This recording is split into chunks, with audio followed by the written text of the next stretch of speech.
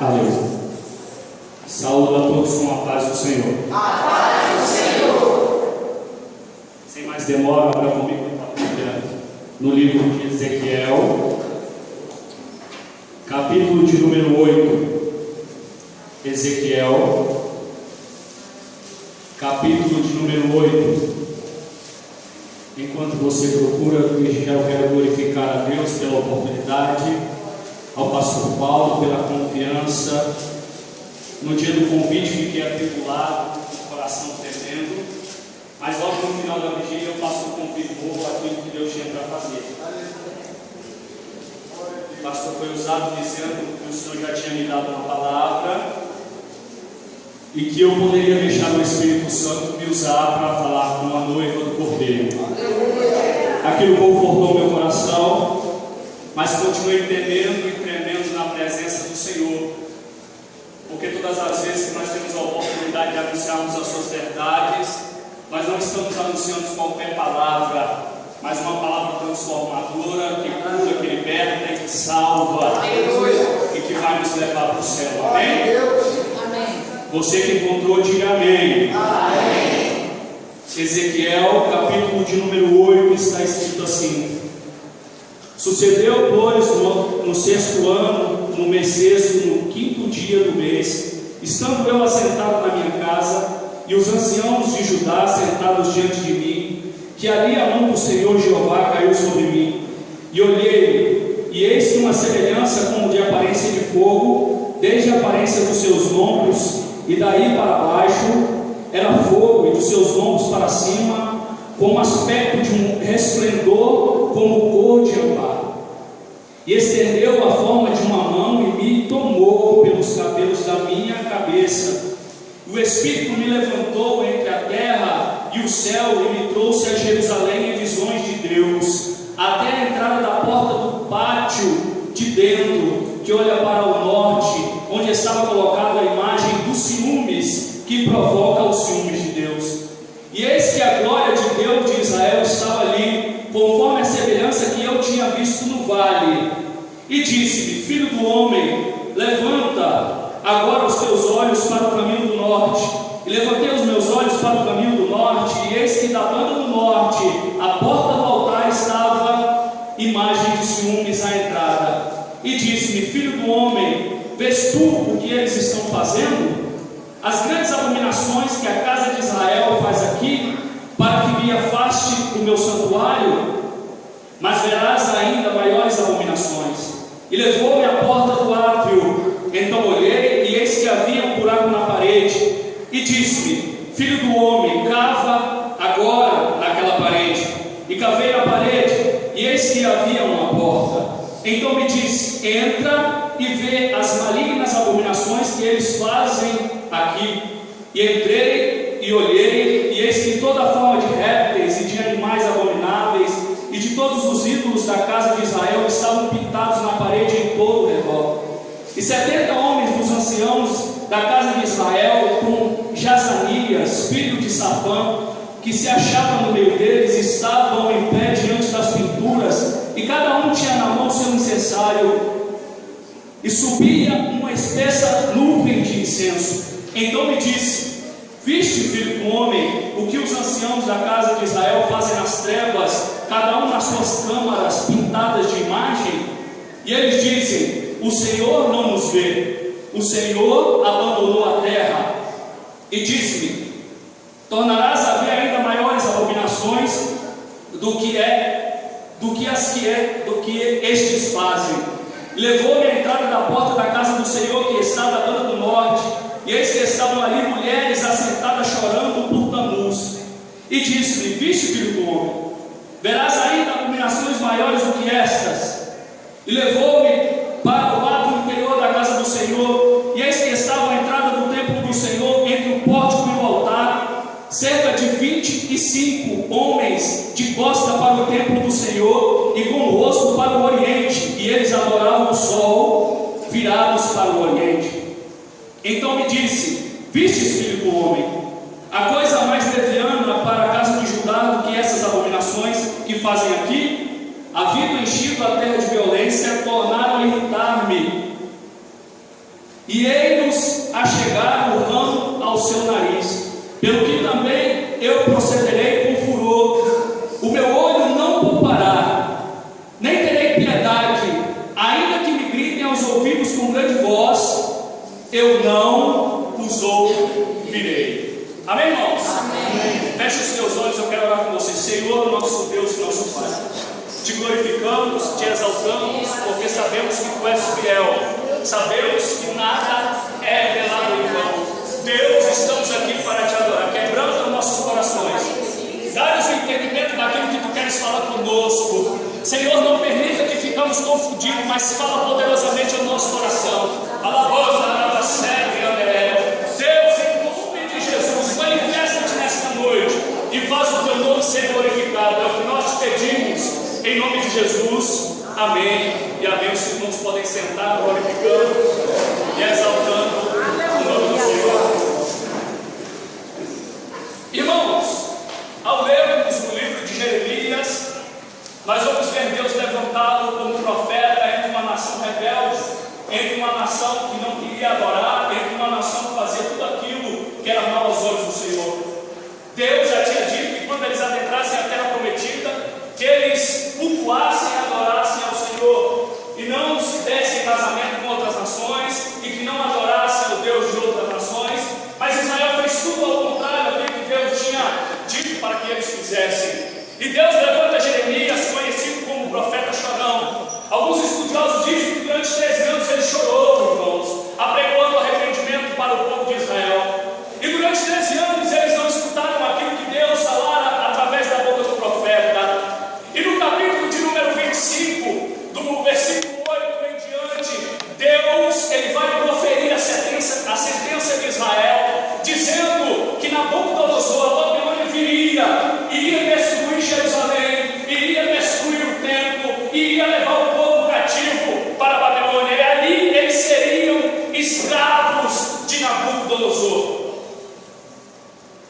No capítulo de número 25, do versículo 8 em diante, está escrito assim: portanto, assim diz o Senhor dos Exércitos, visto que não escutaste as minhas palavras, eis que eu enviarei e tomarei de todas as gerações do norte, diz o Senhor, como também a Nabucodonosor, rei da Babilônia, meu servo, e os trarei sobre esta terra, e sobre os seus moradores, e sobre todas as nações em redor, e os destruirei totalmente, e poloei em espanto, e em assobio, e em perpétuos desertos, e toda esta terra virá, e será deserto e espanto, e estas nações servirão o rei da Babilônia 70 anos.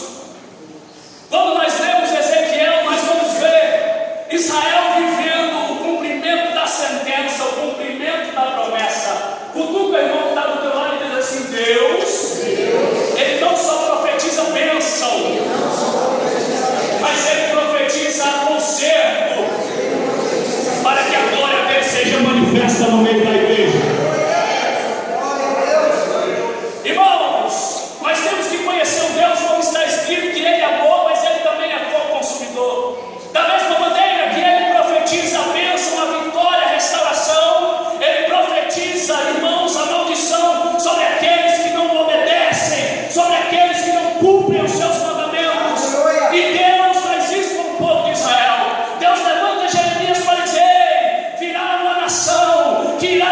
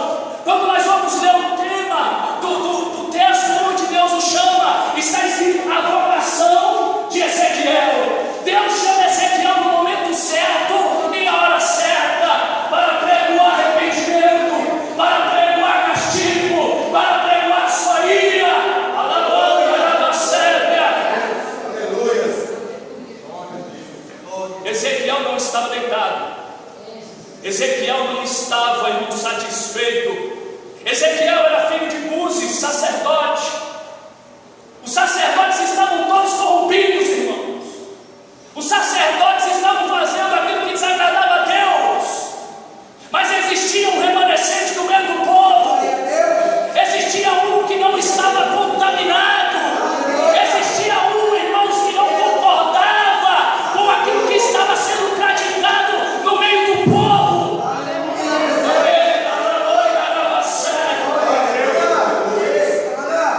E é este que Deus levanta. É este que Deus toma pela mão e diz: põe-te em pé, porque eu quero te usar.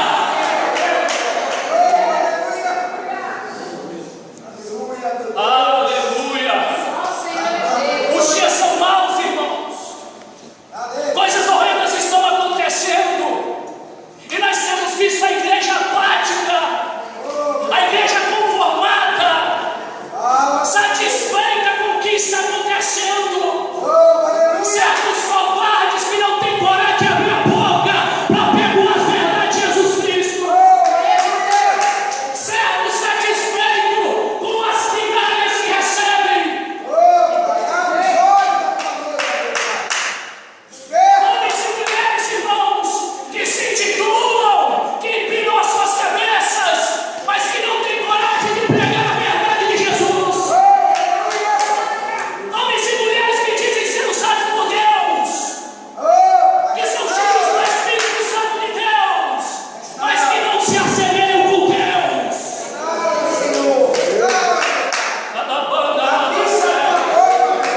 Mas Ezequiel disse: Senhor, eu estou aqui, usa-me. E Deus começa a revelar para Ezequiel as abominações que aconteciam no meu povo. Deus pega ele e leva ele para Jerusalém no tempo. Não que o que ele estivesse vendo tinha acontecido no passado, não, mas era o que estava acontecendo naquele exato presente, naquele exato momento. O que Israel estava fazendo, ou melhor, não estava fazendo. E Deus agora mostra para ele um povo escrito por dentro e escrito por fora. Meu Deus.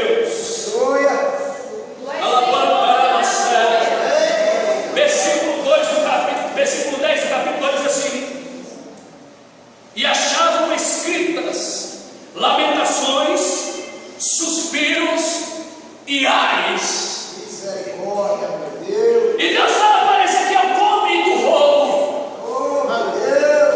come do rolo, porque quando eu mandar você falar, você fala.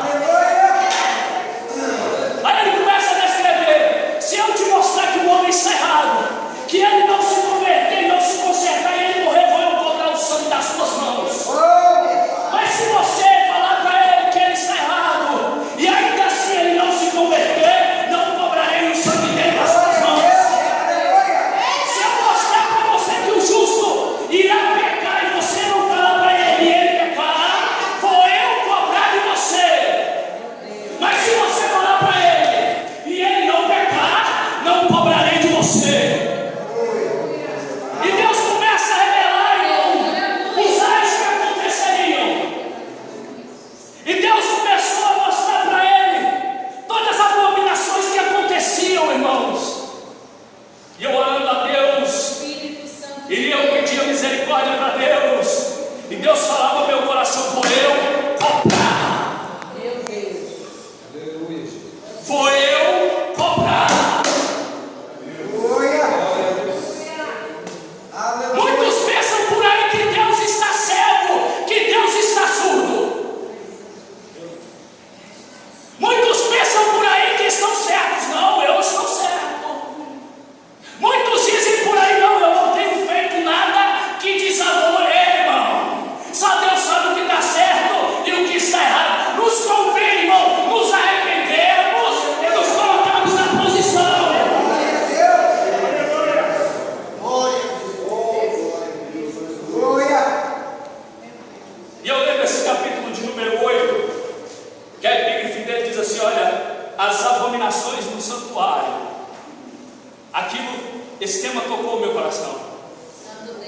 Esse texto a qual eu acabei de ler falou poderosamente comigo. Eu pensei em usar esse subtítulo, irmão, como tema da mensagem, mas Deus me deu um outro, a câmara secreta. Eu quero falar de algumas coisas que aconteceram nesse capítulo de número 8, que servirão como consequência para que aqueles querubins que ele viu no primeiro capítulo, quando você lê o primeiro capítulo, ele está à beira do rio Quebar, e ele tem visões do céu, e nessas visões ele vê 4 querubins vindo na sua direção, e Deus começa a mostrar para ele as formas daqueles querubins. E no capítulo de número 10, irmãos, ele tem a mesma visão, porém, a glória que havia dentro da casa do Senhor, ela sai, e ela é colocada sobre aqueles querubins, e aqueles querubins saem dentro do templo, irmãos, e eles ficam do lado de fora, e a glória que havia dentro do templo já não existe mais. Aquela glória que trazia alegria, aquela glória que trazia avivamento, aquela glória, irmão, que trazia vida, já não existe mais dentro do templo do Senhor. E os querubins partem, irmão, e a glória de Deus vai com ela. Irmão, nós andamos por aí um pouquinho, irmãos, e nós temos visto que esta glória já nos faz mais presente dentro da casa do Senhor. O Espírito Santo do lado de fora da igreja, esperando ser convidado para entrar e participar, mas o homem já não quer mais esta presença que é santa. O homem está vivendo de um emocionalismo fora do normal, irmão, vivendo de um emocionalismo fora da esfera a qual tem vivido. Irmão, tem esquecido que quem movimenta é o Espírito Santo, tem esquecido que quem opera é o Espírito Santo. Mas o homem tem se apoiado em outros homens cobiçosos, homens egoístas, homens que não estão preocupados com a igreja do Senhor, mas homens que estão preocupados em satisfazer o seu ego, Aleluia! em encher o seu bolso, as ofertas. Não estão preocupados com as ovelhas, e sim com a lã e a gordura que você pode oferecer para ele. Estava orando, Deus me mostrava animadores de festa em cima de púlpitos, irmãos. Animadores de festa que sobem no púlpito para brincar de emocionar a igreja que está fora do prumo, para emocionar a igreja que está alheia às coisas do Senhor, uma igreja que não pede discernimento espiritual a Deus e que tem comido qualquer tipo de coisa. Aleluia! Alabanda, alabacérbia. Aleluia! Jesus está às portas, igreja. Glória a Deus! Só o Senhor é Deus. Os sinais já são visíveis. Aleluia! Até quando nós continuaremos a viver da maneira que nós estamos vivendo? Oh, aleluia! Qualquer coisa é qualquer coisa, né, irmãos? Está bom demais. Qualquer coisa que é servido está bom, ninguém vai ficar com fome, né? Eu vou comer então. Alai, Pantuí, que dele a sério. Irmãos, no capítulo 8, no versículo de número 5, a palavra vai dizer que colocaram uma divindade feminina na entrada do ato interior do templo, onde Deus a chama de imagem dos ciúmes. Uma imagem que provoca o ciúme de Deus. Olha, pastor, mas Deus não tem esse sentimento. Mas Deus, ele zela pela sua obra, pelo seu reino, pela sua igreja. Aleluia. E o povo estava adorando a imagem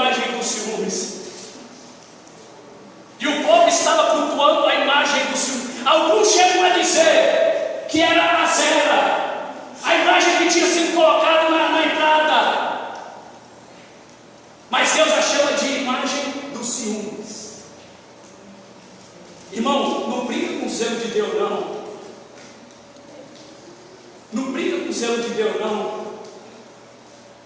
Porque isso aqui, ó, é a menina dos olhos do Senhor. Isso aqui é a menina dos olhos do Senhor, irmão. Ele não morreu por parede, ele não morreu por madeira, ele não morreu por pedra, ele morreu e ressuscitou por mim e por você.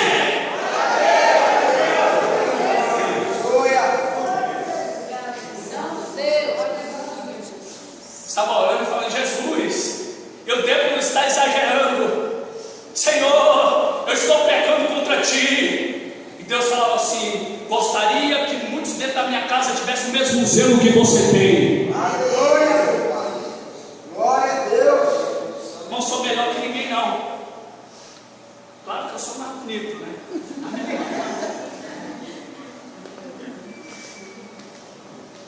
Imagina, irmão, nós homens, quando temos zelo por algo, é terrível, não é, irmãos? Ninguém pode triscar, ninguém pode deixar, porque nós temos zelo. Imagine Deus!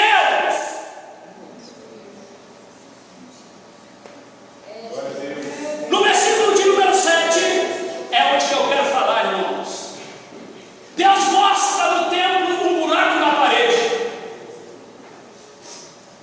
E Deus diz assim: Ezequiel, o que tu vês, Ezequiel? Ele diz: Senhor, eu vejo um buraco. Então cava nesse buraco. E Ezequiel cava. Eu imagino que com sua própria mão Ezequiel arranca os pedaços daquela parede. Alabando, errando e a sébia. E ele vai tirando. E quando ele termina, Deus pergunta: o que tu vês? Ele: Senhor, eu vejo uma porta.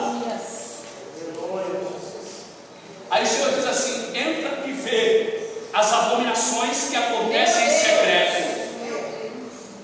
Ei, irmão, é em secreto que as abominações acontecem. É em secreto, irmão, que os homens tramam contra a igreja do Senhor. É em secreto, irmãos, que os homens, está entendendo o mistério de Deus? É em secreto, irmãos, que o homem mete a mão onde não deve meter, que o homem adora aquilo que ele não deve adorar.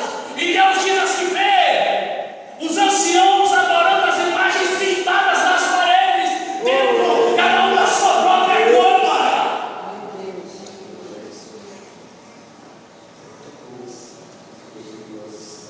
Estou ireto. Irmão, os anciãos representavam os pastores, os sacerdotes da igreja. Representavam aqueles que são responsáveis por conduzir o rebanho do Senhor.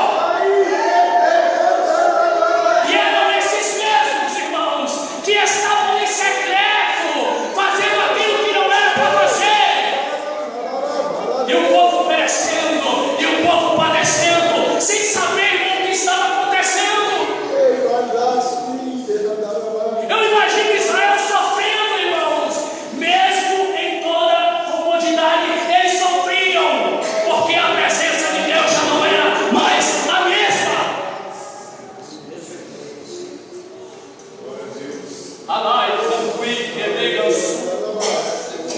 E Deus vê, Ezequiel, as abominações que eles fazem em secreto.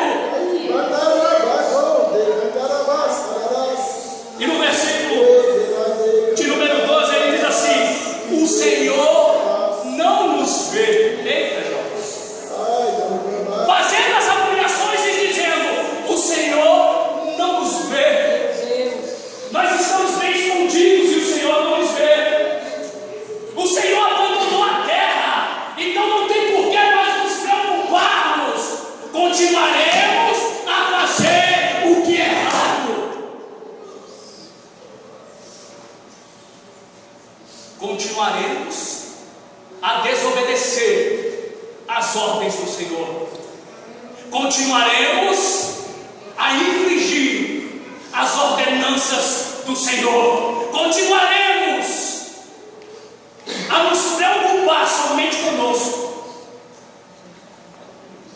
Tiago vai dizer que tem pastores que se apacentam a si próprios, irmãos, que não estão preocupados com o rebanho do Senhor, mas que estão preocupados com si mesmos, e que apacentam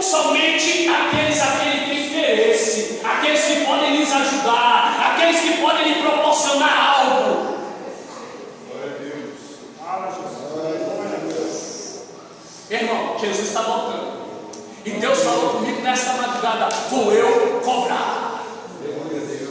Eu não sei como ele vai cobrar, porque ele não me falou, mas eu imagino que o rei da coisa é cair nas mãos do Deus vivo. Aleluia, Jesus, aleluia. Oh, glória. Eu costumo dizer que são homens frustrados, irmãos, que vêm lá de fora por não conseguir nada e abrem uma igreja, começam a movimentar a igreja, começam a enriquecer ilicitamente com a fé alheia e não estão preocupados com aquele rebanho que está diante dele. Mas Deus vai cobrar. Deus vai cobrar.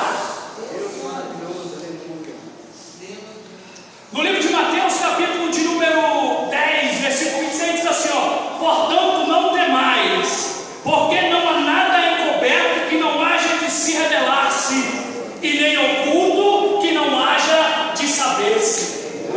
Irmão, Adão tentou até se esconder da presença do Senhor. Adão correu até para entrar na moita pensando que Deus não iria vê-lo. Deus, irmão, Deus é tão santo que ele pergunta: não, cadê você? Onde você está? Para que Adão pensasse assim: Deus não está me vendo. Aí Deus está dando corda para o homem, e o homem está achando: Deus não está me vendo.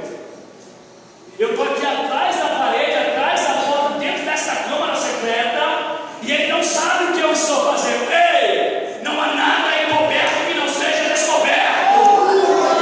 Não há nada oculto que nós não temos. Não é porque nós somos fofoqueiros, não. Não é porque nós estamos preocupados, não, irmão. Sabe por quê? Porque Deus venceu pela sua obra. Aí Deus vai levantar Ezequiel dentro da igreja para revelar aquilo que está errado. Agora cabe a Ezequiel, irmãos. Cabe a Ezequiel anunciar as verdades de Jesus Cristo. Glória a Deus. Jesus fala assim, Deus fala para Ezequiel: Ezequiel, eu te chamei como atalaia. Irmãos, atalaia era aquela pessoa que ficava em cima da torre, observando, e se algum mal estivesse sobrevindo sobre a cidade, ele gritava: perigo! Aleluia. Ezequiel agora é levantado como atalaia de Israel, aquele que iria gritar no meio do povo, no meio da igreja, que Jesus, que Deus estava vindo irado.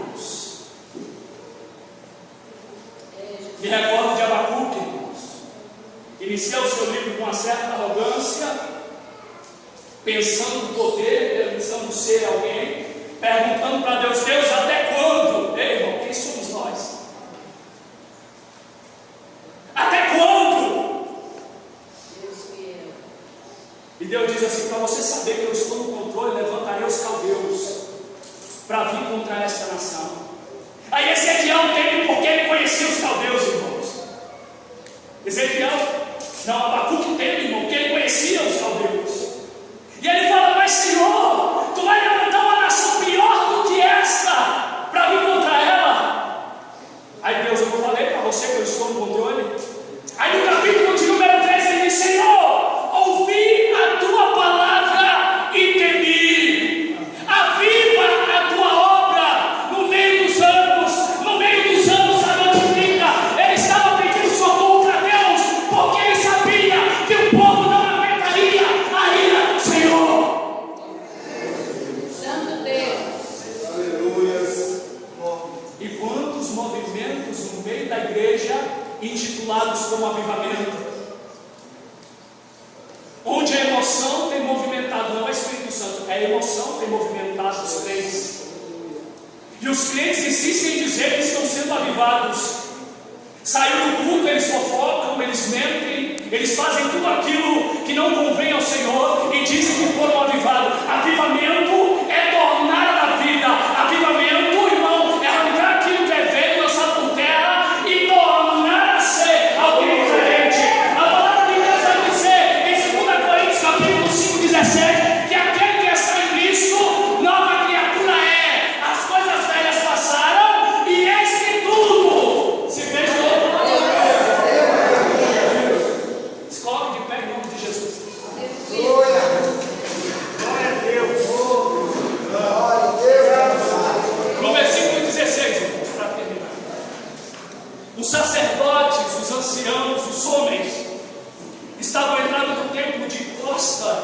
para o templo, virado para o oriente, adorando o sol. Isso é muito sério, irmãos. A palavra do Senhor diz, em Crônicas, que os olhos e os ouvidos do Senhor estão atentos. A presença deste Deus é real aqui quando estiverem 2 ou 3. E os homens estavam de costa, dizendo para o Senhor: você não vale nada para a gente. Senhor, nós não dependemos de Ti. E virados para o oriente, irmãos, adorando o sol. Homens que conheciam o poder de Deus. Alai, cantuí, e quantos dentro da casa do Senhor estão de costas para Ele, irmão? Quantos dentro da casa do Senhor estão de costas para Deus? Estão de costas para o seu templo. Quando eu digo de costas para o seu templo, não comparecem para participar de nenhum trabalho da igreja.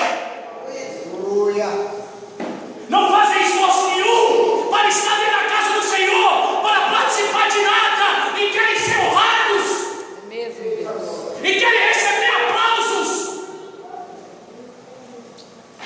que só sabem subir nos púlpitos para contar testemunho de vitórias que recebem, mas nunca testemunho das obras de Deus. Não estou falando das almas que são conquistadas, da palavra que é apregoada. Vai, agradecido, Senhor. Deus vai cobrar. Deus abençoa.